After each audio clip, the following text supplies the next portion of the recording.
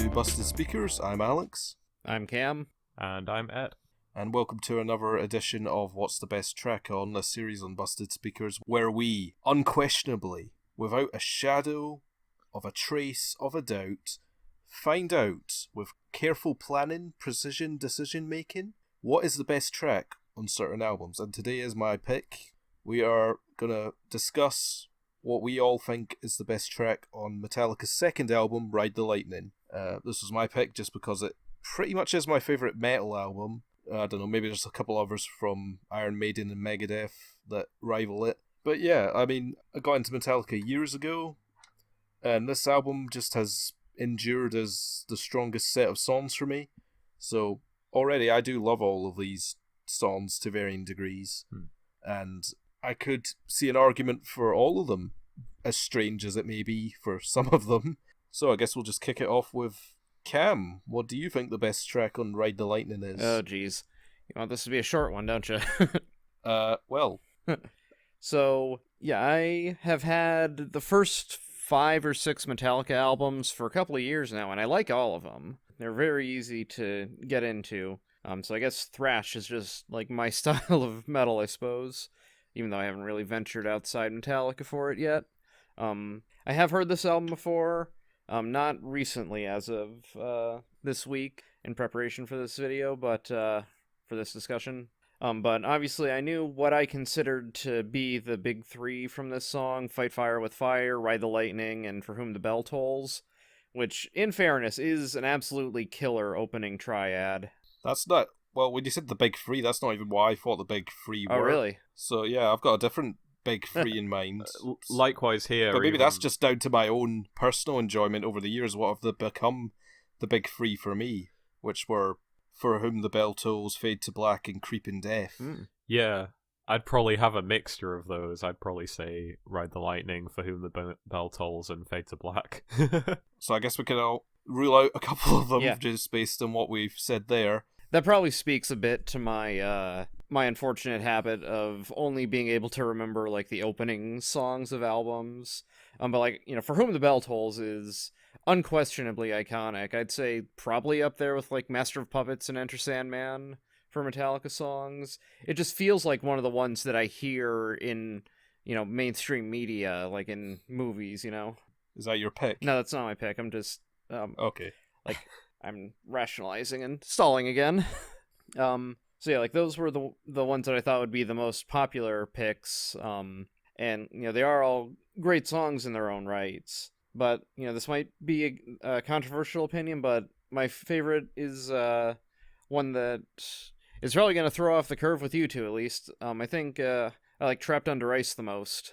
Okay, interesting pick. Yeah, bit of speed metal. Very cool, very cool. Yeah, it's like, you know, this is Metallica's second album, and it's hailed as the one where they started adding in classical-ish elements. It's the one where Cliff Burton started teaching some of the other guys actual music theory and how to incorporate that into their songs and make them a little, you know, deeper and more sonically varied. Yeah, you're right. Cliff was like a ambitious visionary compared to the other 3. Mm-hmm. Obviously, you have to think what they could have done with him still in the band. Obviously, And Justice for All kind of might be close to where the trajectory would have gone. But obviously after that, who knows if Cliff would have even wanted Metallica to even have gone anywhere close to where they went in the 90s and beyond. It's unlikely to think so, but we'll never know. Trapped Under Ice, that is an interesting pick, Cam. I did not entirely expect that. Yeah, me either. All that being said, I feel like, you know, for me, the Trapped Under Ice and then Escape is are kind of like I mean, like I said, I haven't heard much thrash and not overly familiar with Metallica, even all the albums that I have. But to me, it's just like, those songs are what I expect when I think about listening to a thrash metal album. Just relatively short and sweet, fast. And for me, a big part of it is the lyrics. A big part of everything I like has to do with lyrics more often than not. And there's just something, just like a really unique form of dread with the lyrics in this song, just about... Some people say it's like either literally being trapped under ice. Some people say that the narrator is in hell. Some say that he's like woken up from cryogenic sleep and, you know, his chamber hasn't released him or whatever. but it's just that, I have no mouth and I must scream factor that it just gets under my skin. It's just really unique. Like, this is a fun album to listen to, as Ed was telling me earlier, but the lyrics are very morbid, obviously, very frightening in some cases. Like, not frightening to the degree of horrorcore, but yes, it's like, you can't move, just trying to scream out, but you can't. Like, the imagery conjured up by that song is palpable, and it is actually maybe the fastest paced song on the album, of maybe competing with the first two tracks there. But I've heard people call it like speed metal, which is literally just a form of thrash metal with way more emphasis on speed. Yeah, if you really like specifically energetic, high octane metal music, which is fair enough. I tend to like stuff with more variety or just more mood setting and atmosphere, which Metallica obviously showed that they could do a whole range of stuff within the confines of thrash here, so that's good. But yeah, interesting pick, Cam. Yeah, and I don't think that like anything here is a bad song, and like I wouldn't, die on the hill of defending this one over the others, but no, yeah, it is just the one that stands out to me for, that reason of just having the unique dread. And like, that's not to say that, the other songs are any slouch in the, uniquely grim lyrics department. The title track about from the perspective of, I was going to say the title track, Death Row inmate in the electric chair, and Fade to Black is just like a, suicide song. Creeping Death, being about the, 10th plague of Egypt. I'm like, that sort of subject matter is obviously expected for a metal band. Yeah, they just pull it off about as well as you would hope they would.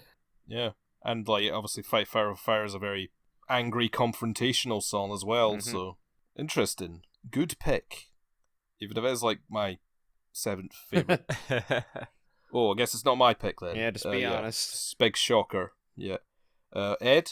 Okay, well, I'd say this era of metal, and maybe even a lot of like hard rock in general. I don't know if this like crosses the threshold between hard rock and thrash. It's definitely more thrash in terms of the riffs, but well, when you hear Metallica doing proper full-fledged hard rock on like loads and the mid-ground would really be the Black Album, right, in some ways.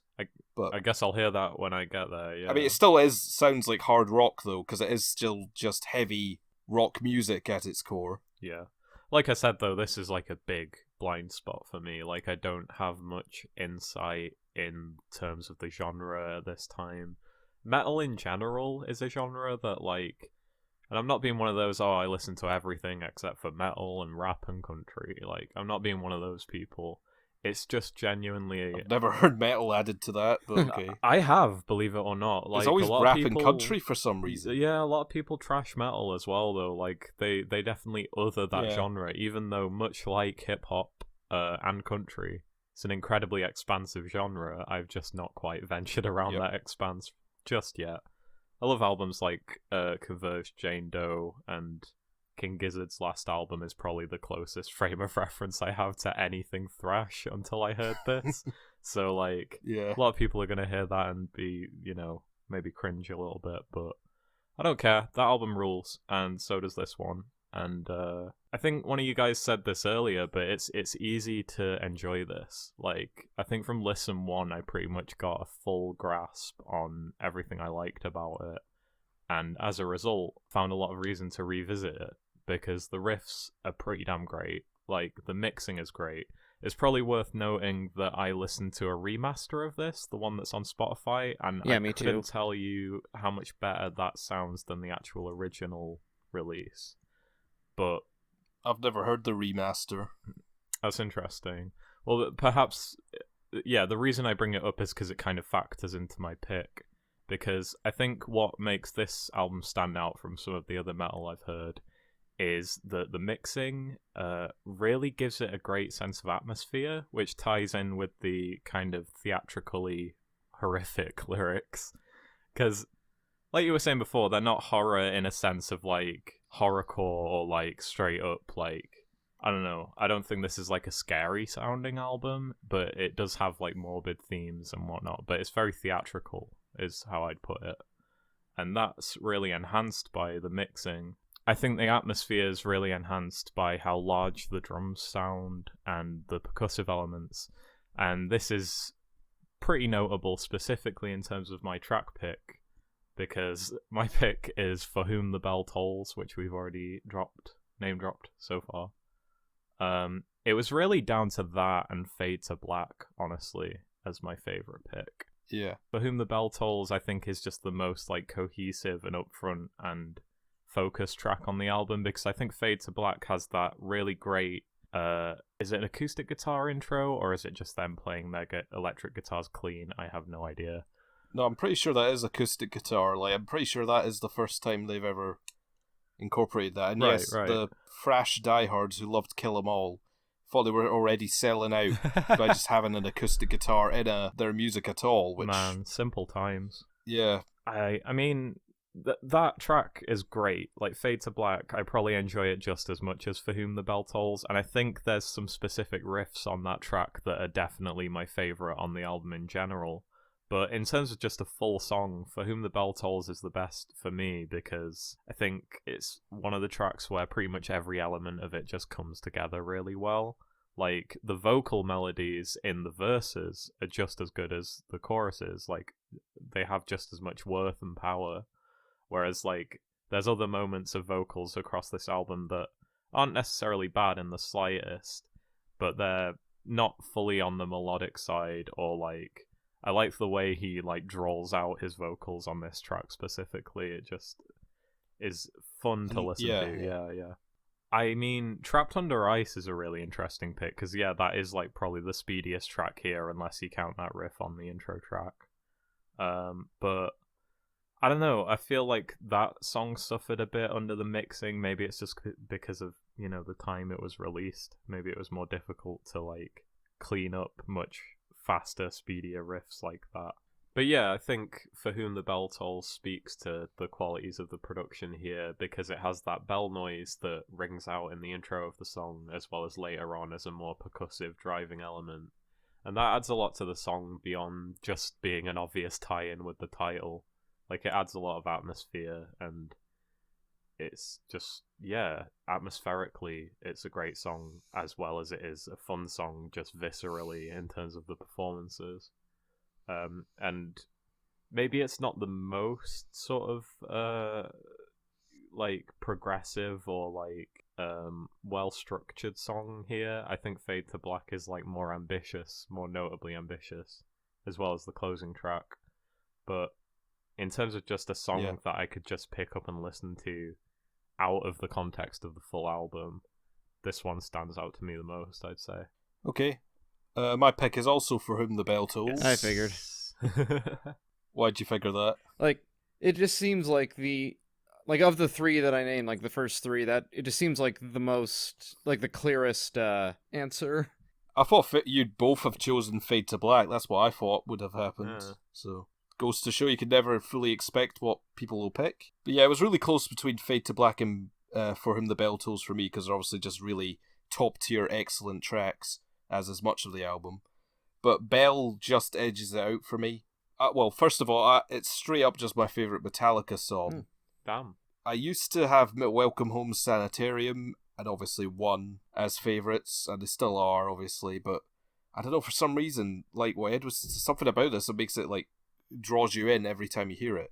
I think it has quite possibly the coolest, most expansive and full-blown awesome intro of any song I can almost think of.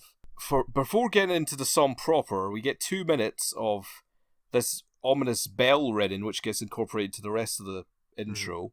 Then you get about 4 different waves, and they are waves because they ride into each other, of a sort of cool mid-tempo beat / guitar thrash jam. Like, the guitar parts of this song are amazing, and then this mid-tempo beat that transitions into some really strong guitar theatrics, including a mini guitar solo and stop-start expositions with the drumming, before going into the riff itself, which is awesome, and just the lyric itself of just a man doomed and the bell tolls for him, his death, which also ties in well with the title track. I don't know, I just love Hetfield's vocal. I love I love everything about this song, and I don't know. I probably didn't explain everything about the intro very well there, but I don't know. Just awesome intro, awesome song.